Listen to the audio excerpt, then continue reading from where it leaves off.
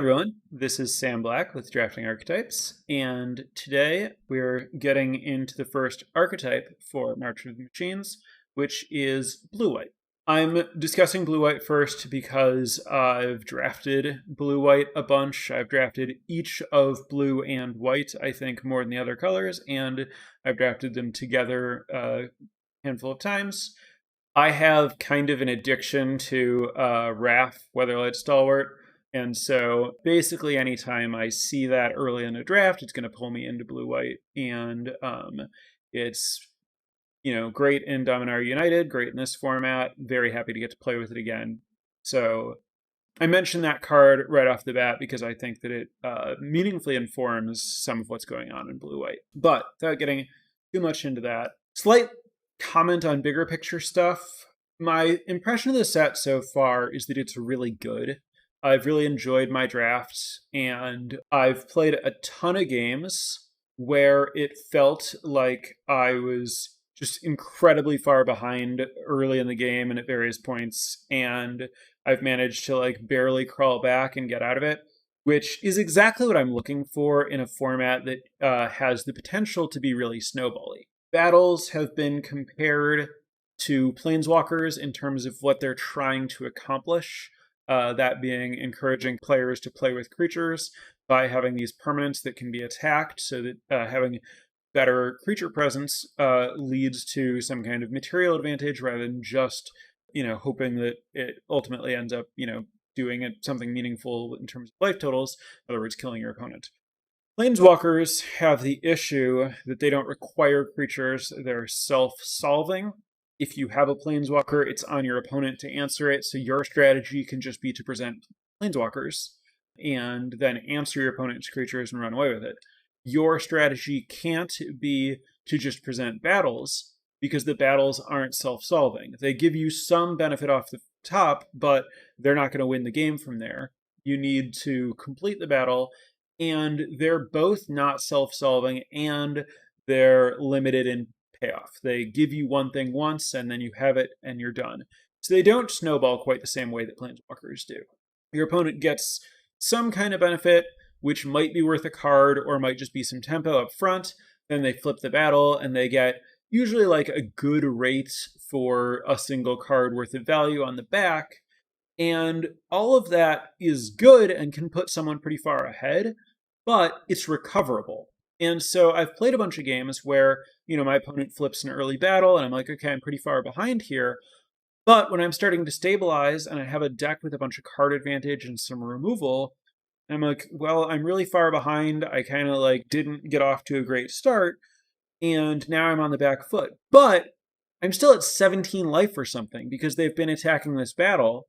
And that cushion, the implied extra life that exists in this set, both from battles and even just the gain lands and whatever, really ends up meaningfully giving you just the right amount of extra time to be able to turn things around.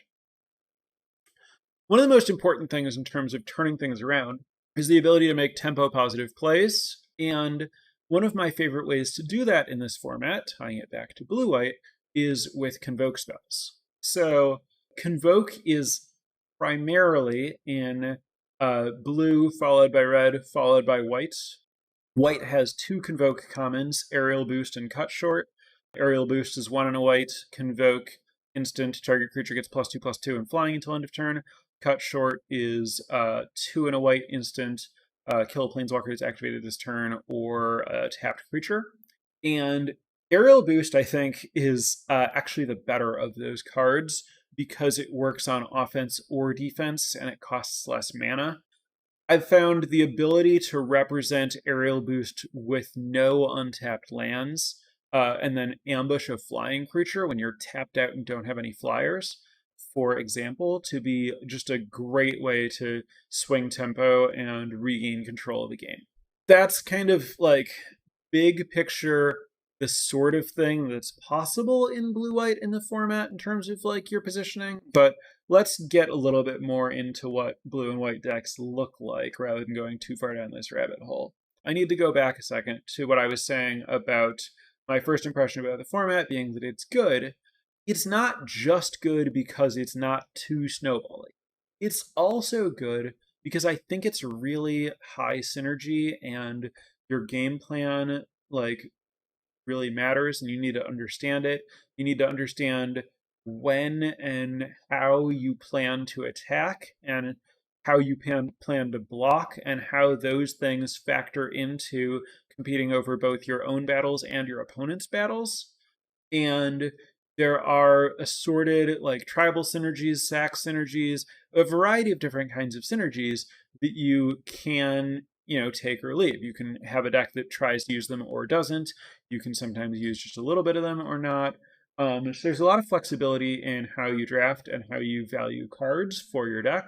And for that reason, I've heard others describe the format as cube-like, and the way in which it's meaningfully cube-like to me is that it's high synergy and decks do different things. And so basically all the different things that lead to you can't rely too much on the data. I'm someone who, as you know, loves heavily referencing the like 17 lands win rates, but when I'm drafting a cube, for example, I basically ignore them because I assume that what I'm up to is just categorically different from what other people are up to. I approached Strixhaven pretty similarly, and I think I'm going to do a lot of that with this set, especially with archetypes that I'm more familiar with, or archetypes where I'm doing something significantly different than what I think the aggregate version of that archetype does, which is going to be most of the time for most archetypes. So, huge grain of salt on 17 lands data throughout the format, in my opinion, and certainly this like day one data. It's going to tell you some stuff, like some cards that are really underperforming or really overperforming are worth, a second look one way or another, but a lot of those numbers are going to shift a lot, and a lot of them just don't matter for how much you should want a card for a particular deck. Anytime you have a reason to believe that a card's going to perform differently for you or fill a role that you're looking for, you should, generally trust that more than the data.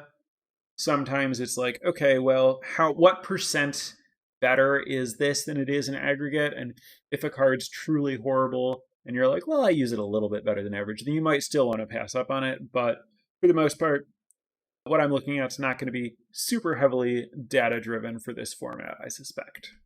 So blue white specifically, I think, is able to be drafted in a lot of different ways. Blue white can, for example, have Knight synergies or Phyrexian synergies, or neither of those. You can care about spells, especially with Wrath, but also some other things, or you cannot. You can have a bunch of Convoke and care about like having tokens and cheap creatures to enable Convoke, or you cannot. There are just a lot of different approaches. So blue white's like signpost uncommons suggest, the Night Lord suggests, hey, this is about knights. But like there are 9 common knights in blue white and 11 common Phyrexians, counting the backsides of things and incubate tokens that can all have synergy with Phyrexian stuff. And so while it might look like, oh, it's knights, it's about as likely to be Phyrexians. There's like the one Night Lord at uncommon, and then there's like the 3/3 Vigilance Knight that gets bigger when you play a knight. There's the 3/1 first strike guy or the 3/1 for 2 common that gets first strike when you play a knight. There's the tapper that locks something down if you have another knight. Like there are some knights, but there's some Knights Matters cards, but there are also Phyrexian Matters cards. They're mostly at uncommon in blue white. You're looking at, most importantly, the Corruption of Twashi, which is the 5 mana blue enchantment that incubates 4 and then draws a card whenever you transform something, and Phyrexian Awakening, which is the white version of that, 3 mana incubate 4. Your Phyrexians have Vigilance. And then to a lesser extent, you can use the other white cards, Norn's Inquisitor and Phyrexian Censor.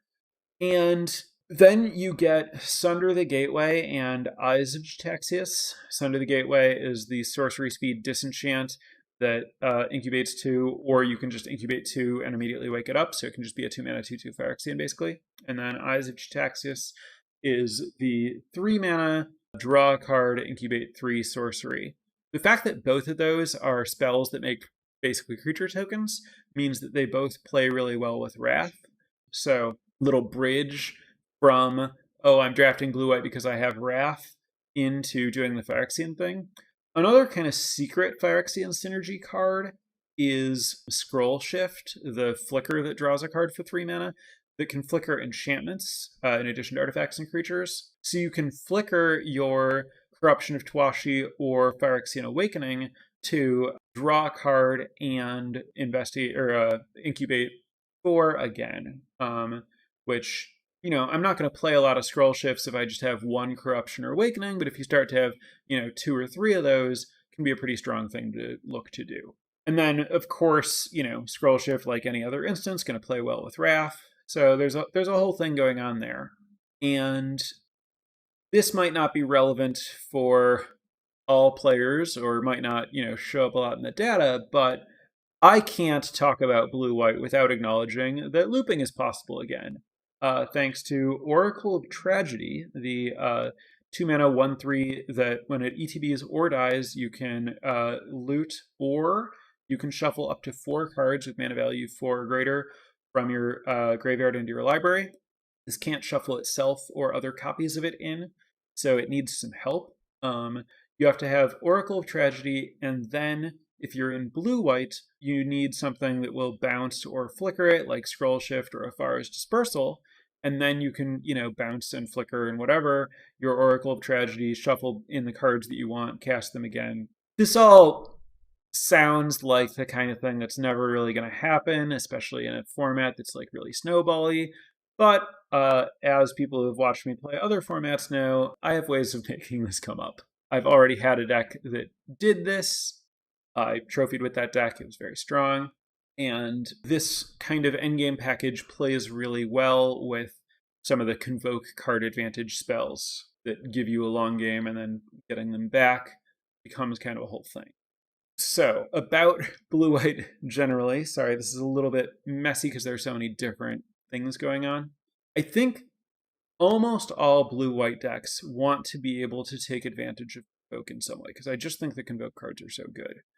And that means that in general, I'm going to really look to have a low curve, a lot of cheap creatures, and even if you're not convoking, cards like Wrath really want you to have a low curve with a lot of cheap creatures, because you want to have creatures in play to tap for Wrath, you want cheap spells that you can cast and then draw, and you want to be able to like keep drawing and casting cards and like play multiple spells in a turn rather than just like having expensive clunky stuff.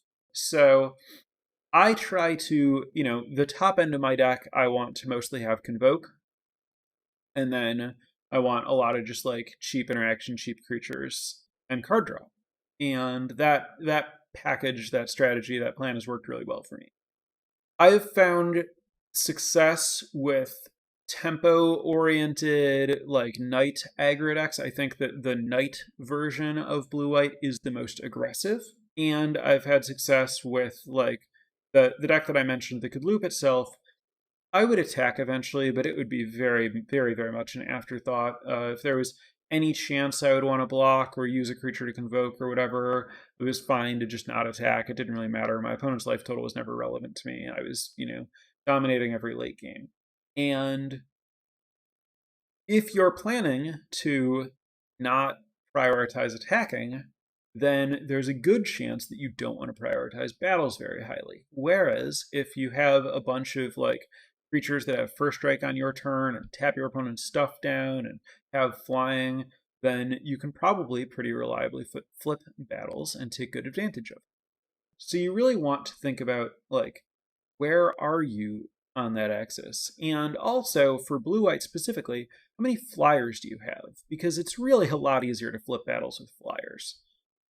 This is to say, just like really think about how you expect your deck to play out while you're drafting, and especially while you're building it, to figure out, you know, if it makes sense to have battles, if it makes sense to have cut short, which, you know, kills tapped and attacking creatures, doesn't help you flip your own battles, doesn't help you attack. It helps if you think a race is going to be happening, but if you're solidly the aggressor, cut short's not where you want to be. I think that the Phyrexian deck is, quite a bit slower than the night deck, because so much of what you're trying to do with that is, play stuff like Corruption of Tawashi and Eyes of Taxius, which give you card advantage and bodies that you have to spend more mana to like awaken. And that means that you're just structurally trying to have a stronger late game and trying to get like an end game advantage. Instants with Convoke are a whole different thing than sorceries with Convoke, because instants with Convoke allow you to hold up your creatures to block. A deck can only have so many Convoke cards for the most part, because you need your enablers and your payoffs, and a lot of your cards that have Convoke don't help you convoke other cards. And so, as far as how you allocate which Convoke cards you're prioritizing, if you are defensive, it's going to be hard for you to use sorcery speed convoking and tap all your stuff down and let your opponent hit damage. Whereas it's going to be kind of free to use instant speed convoke cards, pass, have all your creatures to block, and then at the end of your turn, use them all as extra mana and play your instant speed convoke. Whereas if you're the aggressor and your opponent's on the back foot, then you might not want to tap a lot of your creatures because you're giving up damage. But when it is worth it to like tap your creatures to play something, you're not going to be as punished for that, because the game's not about your life total, and your opponent might not be able to capitalize on your tapped creatures by attacking you. So like the Convoke 3/4 flyer for 6, for example, is a lot better. I mean, it's a knight. It tells you this. It's much better in like an aggressive knight deck than it is in like one of the controlling versions of blue-white Convoke. Oh, I should also mention Preening Champion specifically. Preening Champion is the 3-mana 2/2 flying knight that makes a 1/1 red and blue elemental when it enters the battlefield. Currently, or at least when I checked a few hours ago, this was the highest win rate common on 17 lands. It's fantastic in blue-white, regardless of what your strategy is, basically, because it's 2 bodies, they block well, one of them has flying, it attacks well, it threatens battles well, it's a knight, and most importantly, it's 2 bodies for 3 mana for Convoke, which just makes it really, really easy to enable your there. On that note, I mentioned that I want a low curve for Convoke. I should say specifically, I really value 1-drops. Even some of the mediocre 1-drops, I will play if I can't get better 1-drops, because I think that just like having the creature on the board is going to be valuable, especially for Convoke, but also just for, interactions with battles or whatever. I knew this was going to be a little scattered and rambly, so I jotted down the key points. So let's just summarize key points here. No matter what your deck does, I think you want to maximize Convoke. Cheap creatures are good. Think about your curve just in general. Cheaper cards in this archetype than some other archetypes in general. Again, largely due to card flow. Think a lot about whether you're looking for offensive or defensive spells and how you're trying to attack battles and when. Flyers make attacking battles a lot easier. The color pair is just super flexible and versatile. So you really need to, have a plan rather than like just kind of scattered focus. You have a lot to do with your mana, with creatures that transform and your card draw stuff and everything. There's another reason to keep your casting costs low. So I'm going to turn it over to chat for questions. Should be a lot more to talk about, especially given how kind of non-prescriptive this has been, which is a little awkward for a podcast that's probably largely about trying to give, prescriptions for success. But with the flexibility of this archetype, I think that you can only do so much of that.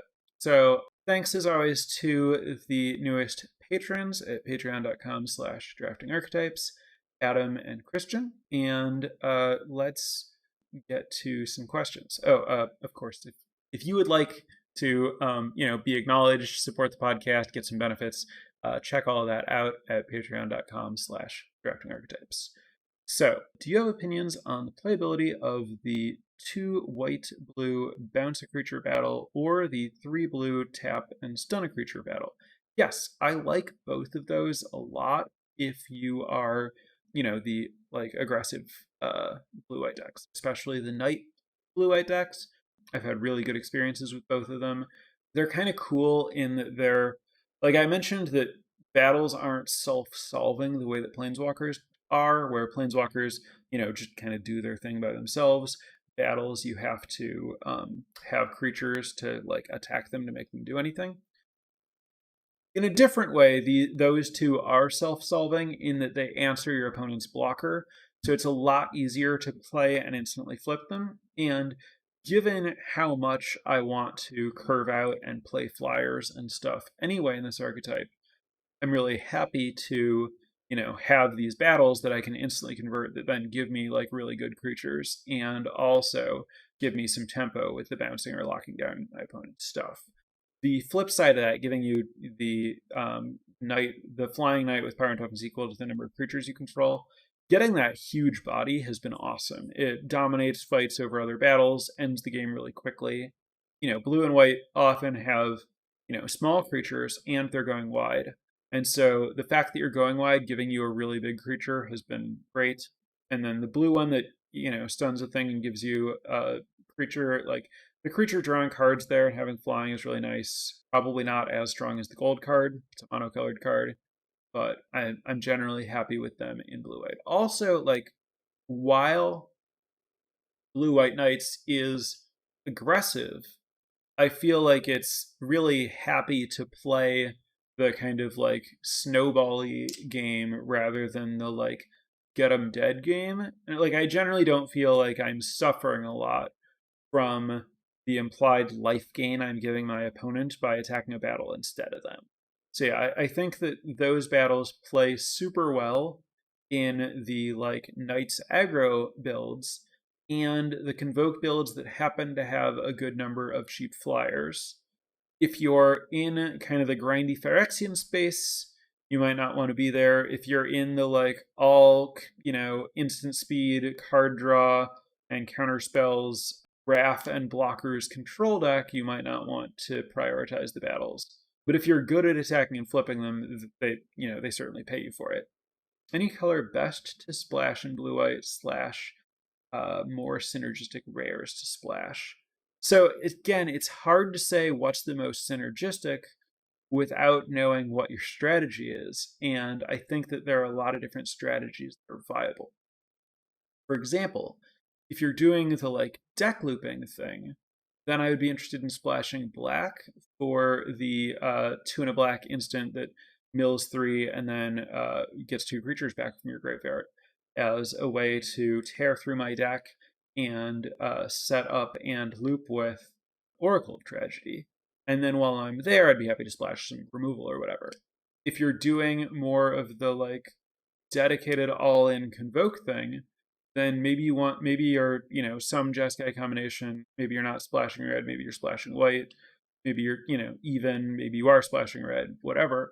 You can get some, the like red 2-mana card that makes 2/1/1 weirds is obviously, designed to be great for convoking.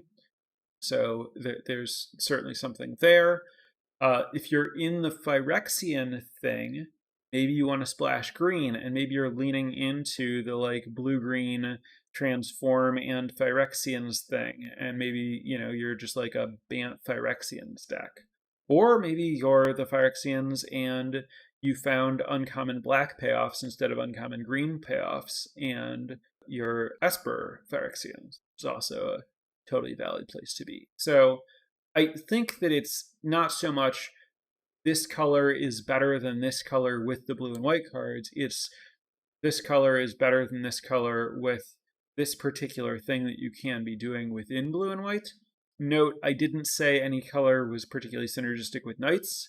Again, the more aggressive you are, the fewer colors you want to be, just always. And there also are no knights in other colors. So like if you are just the tempo-oriented, knight aggro deck, then you probably should not be splashing. You say, is the fixing in this set pretty flexible? Yeah, so Skittering Surveyor, all-star from Dominaria. That's a fantastic piece of fixing because it's colorless and lets you find any basic land. So it's, +1 to all of your sources. So if you're a 3-color deck and you have one of those and you're trying to figure out like what your land mix is, it instantly jumps you from 17 colored sources 20 colored sources, whereas like a dual land would only jump you from 17 to 18 total colored sources in your deck. And that card is nowhere near as good as it was in Dominaria, which means that it's a much later pick, which means that it's easier to get. There's also the colorless descendant of Jaspera Sentinel, the Flywheel Racer, the 2-mana 3/2 Vigilance that taps for a mana of any color if it's a creature and has crew 1. Totally reasonable card to play, especially if you're making like random 1/1 tokens or whatever. It's a okay vehicle just as a 3/2 Vigilance, and then it fixes your mana. There are a lot of other ways to fix your mana if you're trying, especially since I do think most decks that I've had, and I'm someone who likes to splash, have only wanted to be 2-color. A lot of the synergies are pretty well contained in 2 colors.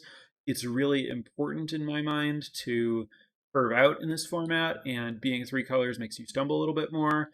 And I haven't had a shortage of playables most of the time. All of that's led me to be in a spot where even if I could play 3 colors, I tend not to want to.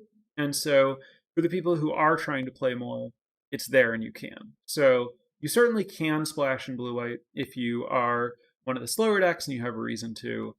Though I would suspect that a lot of the time, even if you position yourself to, if blue and white are open, you'll end up kind of not doing it. Is Alabaster Host Intercessor any good?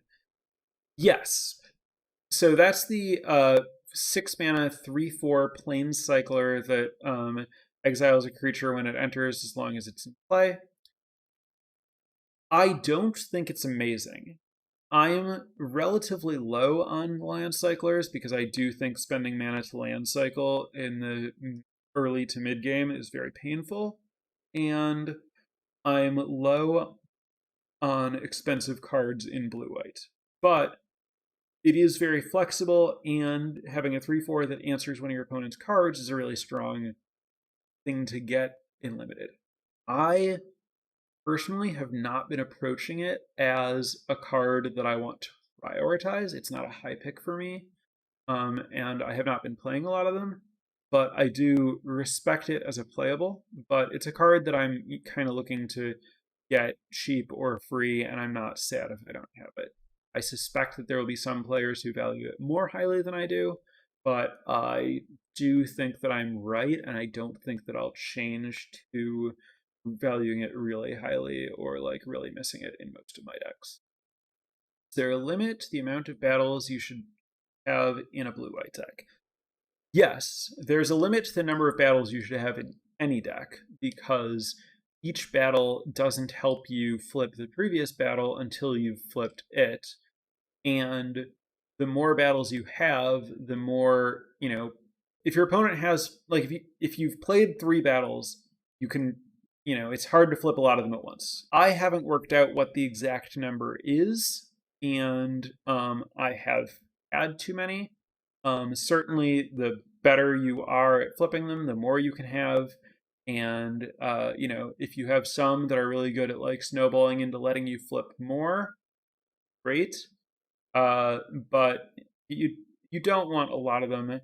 I would start to, like, if I have 4, I'm probably not going to look to play the 5th, but like, I don't have the answer to what the right number is.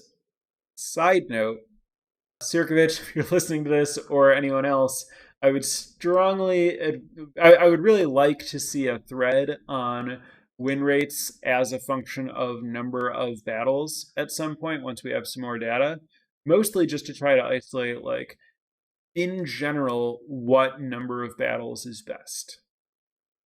I guess I talked a lot about the Convoke cards, so I should mention, like I said, I think Aerial Boost is better than Cut Short. I think Aerial Boost in general is fantastic. Among the blue cards, I really like Instant Speed. I think the best blue common Convoke card is Meeting of the Minds, which is the 4-mana instant draw 2. I think Temporal Cleansing and Thunderhead Squadron are fine but unimpressive due to being sorcery speed. That's the put a creature back in its owner's library for 4-mana sorcery and the 3/4 flying creature. I really like the blue uncommon Convoke cards. especially the 6 mana counterspell that also does the draw 2 discard thing.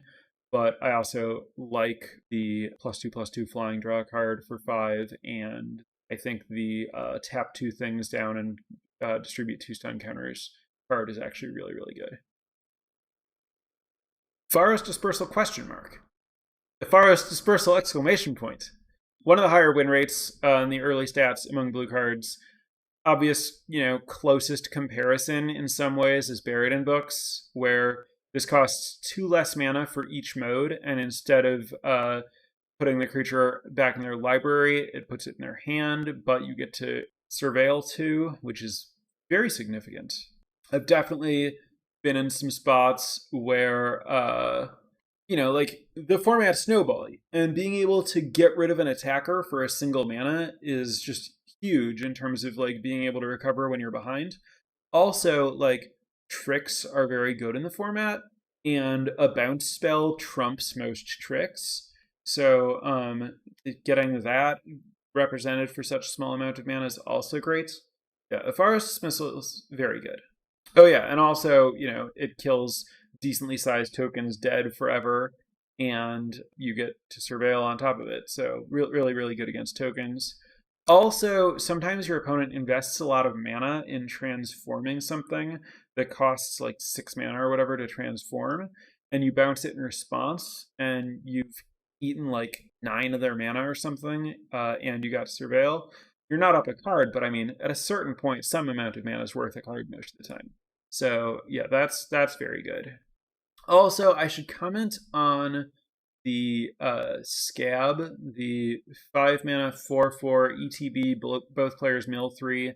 Then you can put an instant or sorcery from your graveyard on top of your deck. This card has notably incredible win rates on 17 lands right now. It's the 3rd highest blue common, and that's surprising.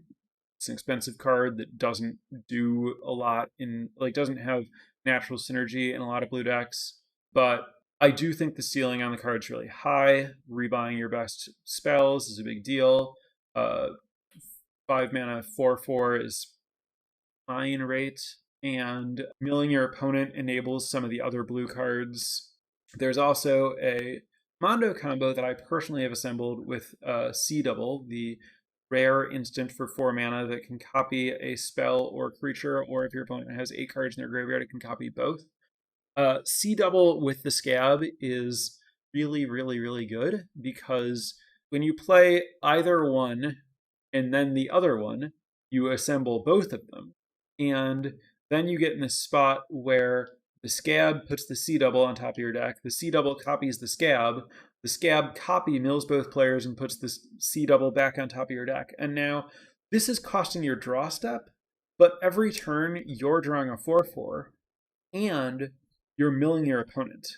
And so pretty quickly you get to the point where your Sea Double is enabled for the 8 cards in their graveyard.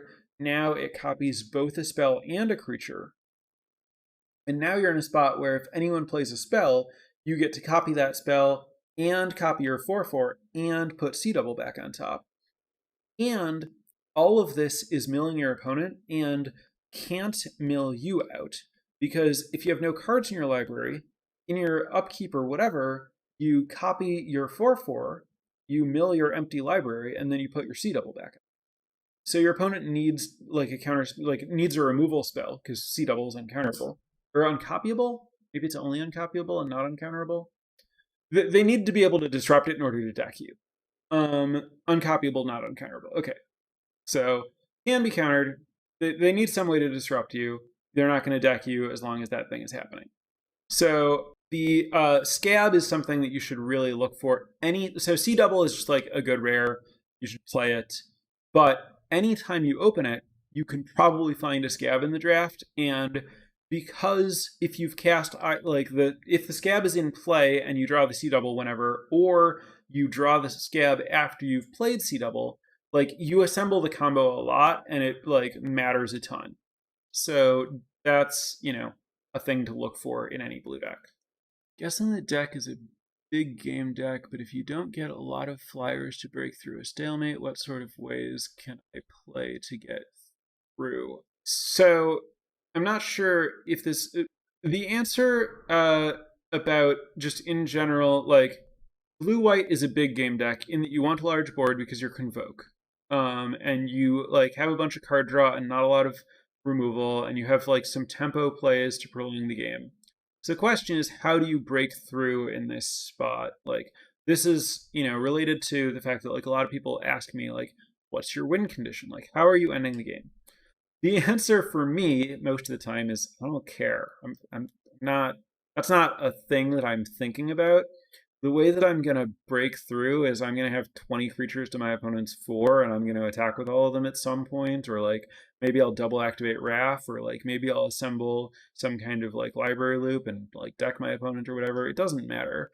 As long as you have like enough card advantage. Like if you're building some kind of real engine, that's just how you win.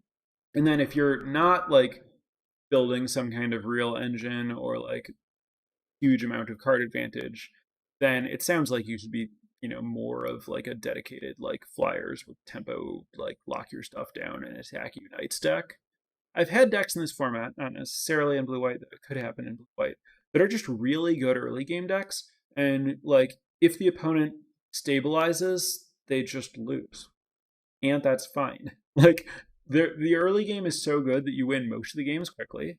And when you fail to do that, you can't go over the top of what other decks are doing. You have no recovery scenario, and you lose and you play another game. And it's the same thing as like an aggro deck in Constructed. Some of your Knights decks are going to be like aggressive decks where if you don't win the game, you lose the game. And that's fine.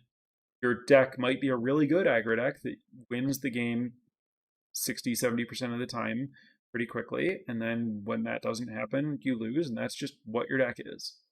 If that doesn't sound like where you want to be, then I recommend doing the other thing, drafting a lot of card advantage, just drafting kind of stuff to have inevitability and figure it out.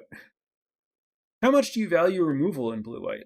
This is a question that I should definitely. I think I saw that floating around earlier and is definitely worth talking about. There's a lot of removal in blue white that I don't value at all. I mentioned that I'm not very high on the intercessor. I am not very high on the pacifism. Obviously, that's just a thing about me. Maybe it's fine, maybe it's not, but I really need to be proven that I have to play pacifism in any limited format before I just do it myself. I'm not interested in the blue bad pacifisms. There are 2 different 2-mana common enchantments, one that makes a creature an 0/2 defender, and one that mills some cards and gives a creature minus power based on number of cards in graveyard. Not interested in any of that stuff. I'm interested in cut short if I'm a defensive deck with a bunch of card advantage. Not interested in it if I'm aggressive. I'm interested in bounce spells. I'm interested in tempo plays. I'm interested in some counter spells. But as far as like, wait, don't you have to have a way to kill your opponent? Nah. I can block. I can, whatever. It'll be fine. If there's some, ridiculous rare that you actually have to kill, maybe I have a removal spell. Maybe I lose to it. I certainly don't have like a target number of removal spells that I need, and I'm certainly not willing to play bad removal to have removal. And because I'm primarily concerned with just like the synergies in my deck and getting my creatures out and having my convoke enablers and payoffs and stuff like that, I'm often going to not have a ton of interactive spells, especially removal, in my blue and white decks. Are there any special cards in the special booster slot that would put you into blue-white, like Wrath? Yes, Wrath. There are probably some rares. I didn't study that closely. Wrath is the multiverse legend that is both blue and white. There's also like the 1/3 that makes things unblockable, Tetsuko or whatever, Umezawa, and there's like Wendy, the first strikers have double strike knight that there just aren't a lot of first strikers, so it doesn't matter very much. The 1/3 is pretty good. It threatens battles well. It's like decent stats on a creature to convoke with. But Wrath, from that sheet, and just in general, Wrath is the card that's kind of like most likely to put me into blue white. Oh, there was a question earlier about the counterspell. the counter a creature or battle unless the opponent pays like 4, and then if they do, you get to make a incubate token. I think that card's fine. I might be. It's possible that it's better than I've been giving it credit for. If you like the new Jinja taxes, would you first pick it? So it's largely a 5-mana 5/5 ward 2, which is fine. There's nothing wrong with 5-mana 5/5 ward 2. Draw a card when you cast a non-creature spell, mana 3 or greater. That's like not that difficult to do, especially since it triggers off of stuff that doesn't actually cost 3 land, 3 real mana. Like it triggers off Cut Short and Temporal Cleansing and Meeting of the Minds and Forest Dispersal. So it sounds like a very I suspect I would first pick it most of the time. I don't think it's like one of the better rares, but I think that a ton of the rares in this set are often going to be the first pick in their pack. Zarek's Knight first pickable. I think that that's the 2/2 flyer that can tap to make a 2/2 if you've played 2 spells, in which case, yes, that card's one of the best uncommon. Absolutely fantastic. And that's going to do it for us. So thank you very much, everyone, for tuning in. I am really excited about this set. For me, this has been a really welcome change from Phyrexia All Will Be One. Definitely looking forward to diving into the other colors. I think that this archetype is really, flexible and interesting, and I think that there's a lot of interesting stuff going on in other color pairs too. So I think this set's sweet, and I'm really looking forward to it.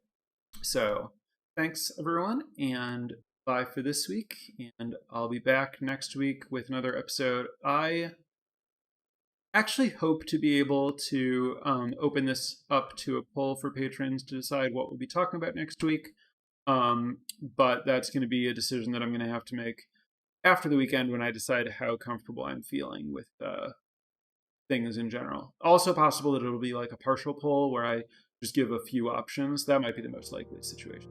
Anyway, thanks for listening, and I'll see you next week. Bye. Prepare for light speed.